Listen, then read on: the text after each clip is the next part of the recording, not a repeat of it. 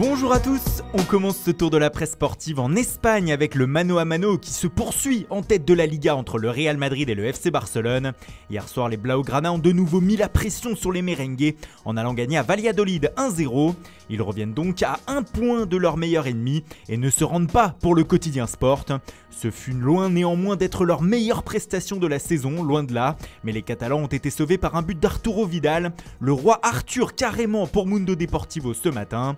Le Chilien a été servi par Lionel Messi qui a délivré hier sa 20e passe décisive de la saison, égalant ainsi le record d'un certain Xavi sur une saison en 2008-2009. La Pulga continue donc d'affoler les compteurs, contrairement à Antoine Griezmann encore discret hier mais qui est surtout sorti blessé à la mi-temps comme le signale le journal L'Équipe. Il pourrait manquer les 2 derniers matchs de la saison en Liga. Pour être complet sur le championnat espagnol, sachez que l'Atlético de Madrid a assuré sa place en Ligue des Champions la saison prochaine après sa victoire 1-0 contre le Betis hier. Diego Costa a libéré les siens comme le précise Estadio Deportivo ce matin.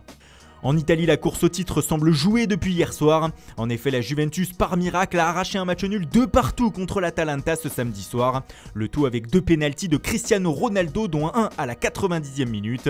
Du coup, pour les journaux du pays ce matin, on y est presque. Le 8e titre consécutif de la vieille dame est à portée de main. Avec 8 points d'avance sur la Lazio, c'est presque fait selon la Gazzetta dello Sport. Même chose pour Tuttosport qui écrit que les Turinois ont les mains sur le Scudetto. Même titre pour le Corriere dello Sport. Mais tous ces journaux ne manque pas de saluer la prestation sublime de l'Atalanta hier. Dominatrice, la DA a mené 2 fois au score et n'a dû s'incliner que face à Cristiano Ronaldo. Le Portugais en est désormais à 28 buts en Serie A cette saison. La Juventus est toute proche du sacre, surtout parce que la Lazio a encore éclaté, comme l'écrit l'édition romaine du Corriere dello Sport, hier à domicile contre Sassuolo. En fin d'après-midi, les Laziale ont été battus 2-1 sur leur pelouse et ont sans doute dit adieu au Scudetto avec ce revers. Surtout, ils ont fragilisé leur 2e place qui pourrait être reprise par l'Inter en cas de succès des interistes demain. Dans le dernier match de ce samedi en Italie, la Roma s'est baladée sur la pelouse de Brescia 3-0, grâce notamment au retour en forme de son prodige Nicolo Zaniolo, auteur d'un but. C'est retour vers le futur pour Il Romanista ce matin. La Roma est 5e. En Angleterre, fin du suspense aussi pour la 2e place de la Premier League. Avec une nouvelle démonstration sur la pelouse de Brighton 5-0, Manchester City a définitivement assuré sa place de dauphin de Liverpool cette saison. Pour le Manchester Evening News, les Citizens ont goûté à la légère brise côtière du sud de l'Angleterre. Et après ce bon bol d'air frais, sont rentrés à la maison les valises pleines de buts et de bons souvenirs. En revanche, ça s'est mal passé pour 2 clubs hier. Norwich déjà balayé 4-0 sur sa pelouse par West Ham et qui est officiellement relégué en Championship. Et surtout Chelsea écrasé 3-0 à Sheffield et qui se fait allumer par la presse du pays ce matin. Pour le Sunday Telegraph, les Blues ont vécu un naufrage hier.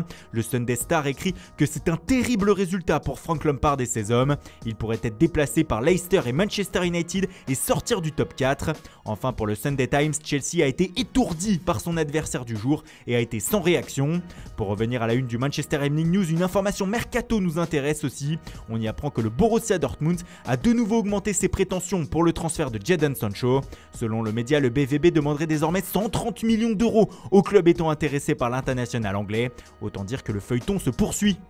On reste en Angleterre pour continuer avec une bonne nouvelle pour les fans anglais si l'on en croit le Sunday Star. Selon le tabloïd, les dirigeants de la Premier League seraient en train de préparer un plan afin que les supporters puissent revenir dans les stades durant le courant du mois de septembre. Une bonne nouvelle mais avec des contraintes bien sûr. La capacité maximale d'accueil serait limitée à 30%, mais c'est déjà une avancée et sans doute la fin des huis clos total. Et on termine par un petit événement en France qui concerne justement les supporters. À 19 h ce soir, Le Havre reçoit le Paris Saint-Germain au Stade Océane pour le premier match amical des 2 équipes depuis la reprise.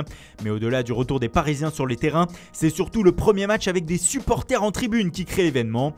Comme l'explique Paris-Normandie, Le Havre fait le pari de la reprise avec un maximum de 5000 personnes attendues. Ce sera une première en Europe depuis le 15 mars et on l'espère, le début d'un retour progressif aux chaudes ambiances dans les stades dans les prochains mois. Voilà, c'est tout pour aujourd'hui. Merci pour votre fidélité, bonne journée à tous et rendez-vous ce soir pour un nouveau journal du Mercato.